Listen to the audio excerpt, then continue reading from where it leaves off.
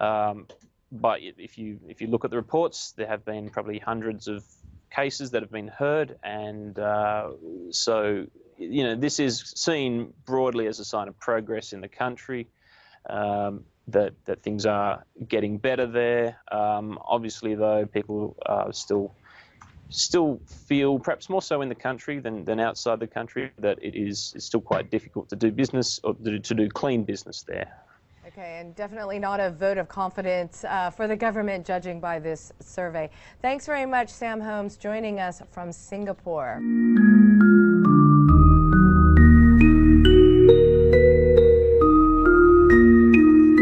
Former Prime Minister Tun Dr. Mahathir Mohamad has put the spotlight on the performance of Prime Minister Datuk Sri Anwar Ibrahim, saying that the country is still plagued by all sorts of issues and problems since he became the country's 10th Prime Minister.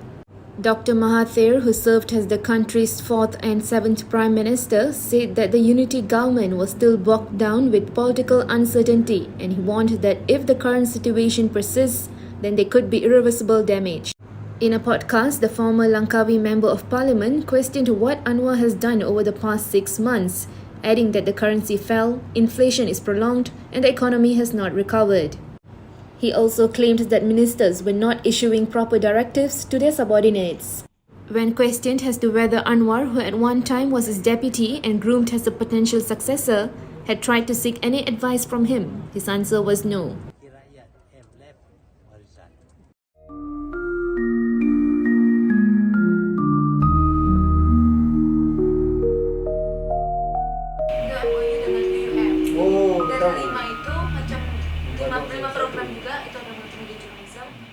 In the world, but I thought the data was taken from 2012 edition of Wall Street Journal, during which the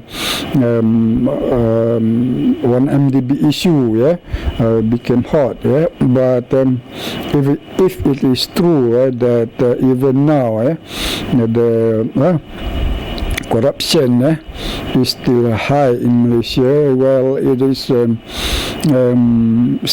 reasonable.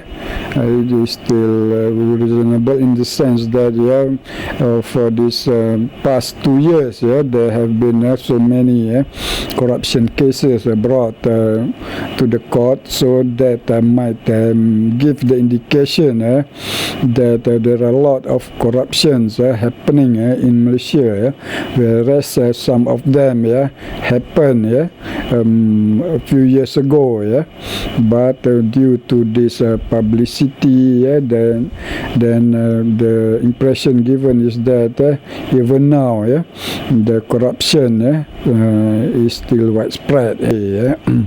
So I think that if we see countries that are high on the free corruption index, and countries like Finland or Sweden, or even Japan, or New Zealand, Japan, all of them have some sort of culture that put so much emphasis on integrity. So that sort of thing we do not really have in Malaysia. So our socialization, and also on the part where I said that our MACC is not really empowered. It's similar with the people's perception on the media. People think that MACC is being controlled by the power that be. And to some extent, I can attest to that because I used to work at the Prime Minister's office. So usually before MACC or AG want to investigate or want to charge people, they tend to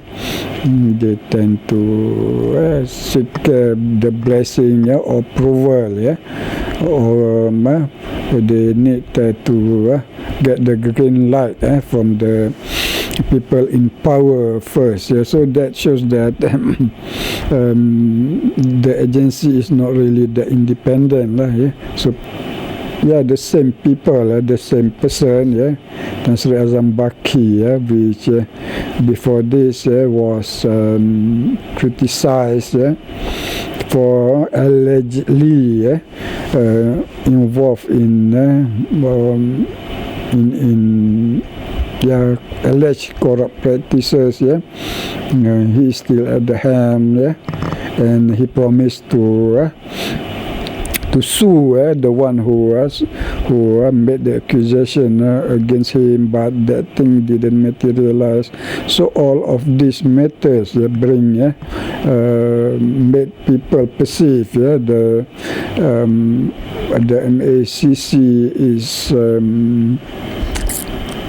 is not that independent, that might influence the perception of level of corruption in Malaysia, where it is still considered high. So a lot of things need to be done to resolve this matter, including reforms of major institutions, especially involving enforcement agencies.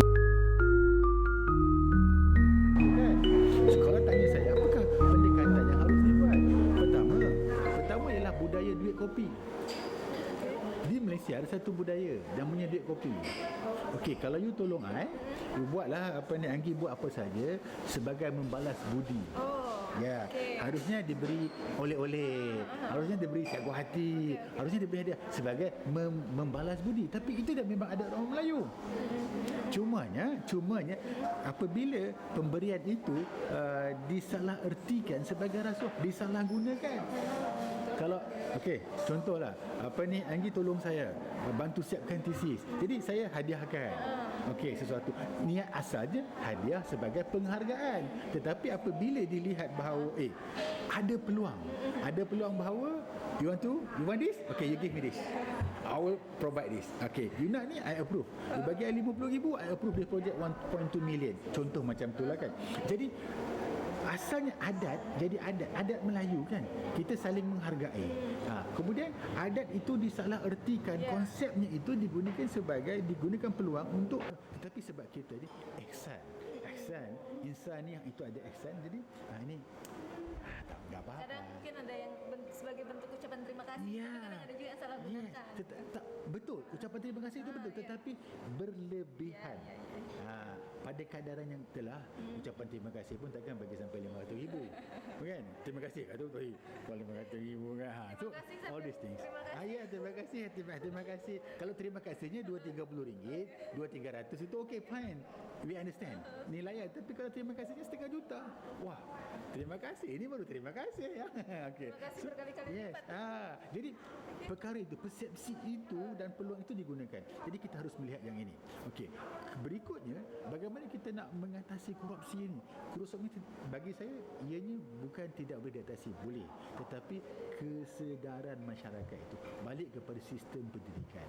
Kalau penekanan sistem pendidikan kita itu lebih kepada perkara-perkara yang tidak ada kewajaran. Tidak ada, contohnya kita melebihkan perkara-perkara teknologi.